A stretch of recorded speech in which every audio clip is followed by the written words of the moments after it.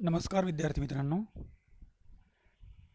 बुद्धिमत्ता चाचणी इयत्ता 8वी यामधील घटक क्रमांक 2 वर्गीकरण मागच्या व्हिडिओमध्ये आपण पाहिला होता. त्यामध्ये आकृती या भागावर आपण चर्चा केली. आज आपण संख्यांचे वर्गीकरण या भागावर चर्चा करणार आहोत. यामध्ये प्रश्न कसा असतो तर एकूण 4 पर्याय दिलेले असतात. 4 पर्यायात दिलेल्या संख्यातील 3 संख्यात समान गुणधर्म शोधून त्या गुणधर्माशी सुसंगत नसलेला पर्याय शोधून त्या पर्यायाचा अचूक क्रमांक आपल्याला उत्तराच्या ठिकाणी नोंदवणं अपेक्षित असतं. यामध्ये संख्यांचे विविध प्रकार विद्यार्थ्यांना माहीत असणे गरजेचे आहे. जसे की पूर्ण संख्या, अपूर्णांक संख्या, सम विषम संख्या, मूळ संयुक्त संख्या, तसेच संख्यावरील विविध क्रिया करणं अपेक्षित आहे. आणखी काही प्रकारामध्ये पाहिलं तर वर्गसंख्या, घनसंख्या, त्रिकोणी संख्या माहिती असणे आवश्यक आहे. या अंकगणितातल्या वेगवेगळ्या क्रिया विद्यार्थ्याला या ठिकाणी अवगत असणे गरजेचे असतं. उदाहरणादाखल जर पाहिलं तर 263 या संख्येमध्ये एकक स्थानी 3 आहे, शतक स्थानी 2 आहे, 2 आणि 3चा गुणाकार 6, तो दशक स्थानी आहे, म्हणजे 263 ही संख्या आहे. असा संबंध त्या अंकामध्ये, त्या संख्येमध्ये आपणाला या ठिकाणी लावता आला पाहिजे. नंतर पुढची संख्या आहे 286.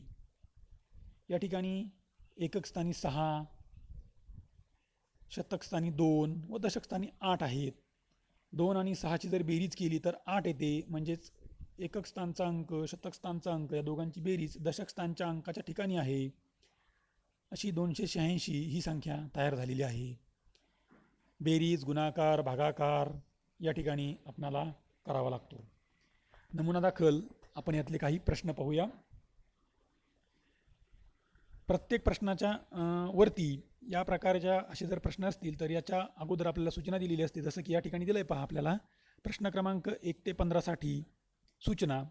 गटात न बसणारी संख्या पर्यायामधून निवडा. प्रश्न क्रमांक 1 दिला आहे. पर्याय क्रमांक 1 324, पर्याय क्रमांक 2 576, पर्याय क्रमांक 3 729 आणि पर्याय क्रमांक 4 801.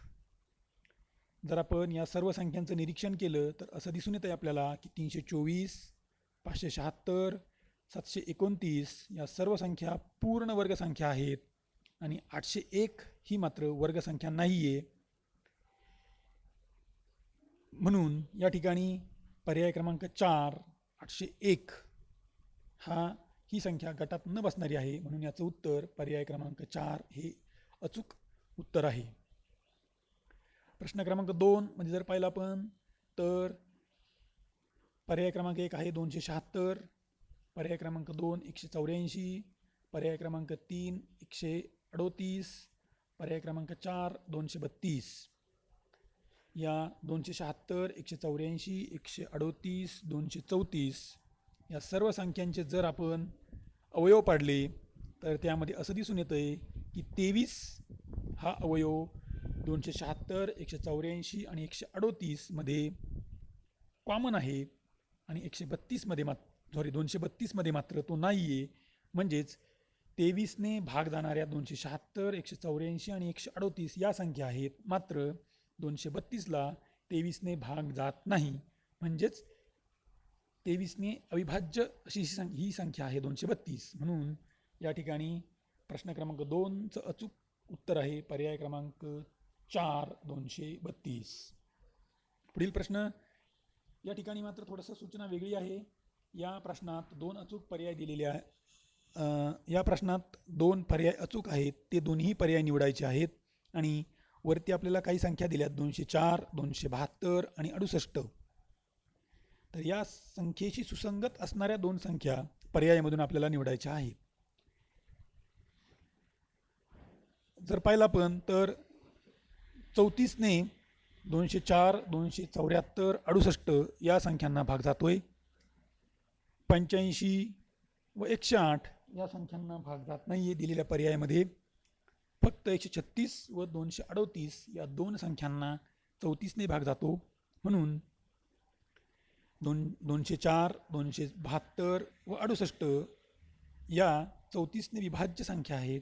त्याचप्रमाणे 136 व 238 म्हणजेच पर्याय क्रमांक 2 व पर्याय क्रमांक 4 हा या प्रश्नाचं उत्तर असणार आहे. पुढचा प्रश्न क्रमांक 4, पर्याय क्रमांक 1 8324, पर्याय क्रमांक 2 5459, पर्याय क्रमांक 3 6427, पर्याय क्रमांक 4 4128. या ठिकाणी जर आपण पाहिलं तर प्रत्येक संख्येमध्ये जर बघितलं तर एकक स्थानचा अंक व शतक स्थानचा अंक या दोघांचा जर गुणाकार केला तर त्यांचा जो येणारा गुणाकार आहे तो दशक व शतक स्थानी दिलेला आहे. म्हणजेच पहिल्या संख्येमध्ये जर पाहिलं तर 8 आणि 4चा गुणाकार केला तर 8 चोक 32, 8 आणि 4च्या मध्ये लिहिलेले म्हणजेच 8324. तसंच 5459 मध्ये 5 आणि 9चा गुणाकार 5 9 45 तो दोघांच्या मध्ये लिहिला आहे. 6427 मध्ये 6 आणि 7चा गुणाकार 42 तो 6 आणि 7च्या मध्ये लिहिला आहे. आणि 4128 मध्ये मात्र 4 आणि 8चा गुणाकार येतो 32 आणि या संख्येमध्ये मात्र 4 आणि 8च्या मध्ये 12 ही संख्या लिहिलेली आहे. म्हणजेच या प्रश्नामध्ये 4128 ही संख्या या गटात न बसणारी आहे. पुढील प्रश्न क्रमांक 5, 9 40 21, पर्याय क्रमांक 1, पर्याय क्रमांक 2 15 20 30, पर्याय क्रमांक 3 18 24 30, पर्याय क्रमांक 4 11 60 आणि 61. या ठिकाणी जर पाहिलं आपण तर पर्याय क्रमांक 1 हे पायथागोरसचं त्रिकूट आहे, पर्याय क्रमांक 3 हे पायथागोरसचं त्रिकूट आहे, पर्याय क्रमांक 4 हे सुद्धा एक पायथागोरसचं त्रिकूट आहे आणि पर्याय क्रमांक 2 हे मात्र पायथागोरसचं त्रिकूट नाही आहे. पायथागोरसची त्रिकूट आपल्याला माहीत आहेत, त्यामुळं आपल्याला यांची रचना करून त्रिकोणाच्या तिन्ही बाजूंना यांची मांडणी करून आपल्याला पायथागोरस त्रिकूट आहे की नाही हे या ठिकाणी आपल्याला शोधता येईल. म्हणजेच प्रश्न क्रमांक 5 मध्ये पर्याय क्रमांक 2 हा अचूक पर्याय आहे. पुढील प्रश्न क्रमांक 6, पर्याय 1 63, 2 26, 3 124 आणि पर्याय क्रमांक 4 217. या ठिकाणी जर आपण नीट निरीक्षण केलं, अभ्यास केला तर असं दिसून येतं आहे की पर्याय क्रमांक 1 मध्ये 4चा घन वजा 1 63, पर्याय क्रमांक 2 3चा घन येतो 27 वजा 1 26, 5चा घन 125 वजा 1 124 आणि पर्याय क्रमांक 4 मध्ये मात्र 6चा घन 216 अधिक 1 217 असं दिलेलं आहे. पहिल्या तीनही पर्यायामध्ये घनातून 1 वजा केला आहे आणि चौथ्या पर्यायामध्ये मात्र त्या संख्येच्या घनामध्ये 1 मिळवला आहे. म्हणजेच या ठिकाणी या प्रश्नांमध्ये या दिलेल्या 4 पर्यायामध्ये गटात न बसणारी संख्या आहे 217. म्हणजेच पर्याय क्रमांक 4 हा या ठिकाणी अचूक पर्याय आहे. पुढील प्रश्न, या प्रश्नात अचूक पर्याय आहेत ते दोन्ही पर्याय निवडा. याही ठिकाणी आपल्याला 2 पर्याय निवडायला सांगितलेले आहेत. 2 पर्यायामध्ये जर पाहिलं आपण तर 55 45 78 या संख्येशी सुसंगत असणारी संख्या आपल्याला या दिलेल्या पर्यायामधून निवडायची आहे. 10 92 60 आणि 136. जर आपण 55 45 78 या संख्या बघितल्या तर या त्रिकोणी संख्या आहेत. आता त्रिकोणी संख्या म्हणजे काय, 2 लगतच्या संख्यांचा गुणाकार भागिले 2 जे उत्तर येईल त्याला त्रिकोणी संख्या असं म्हणतात.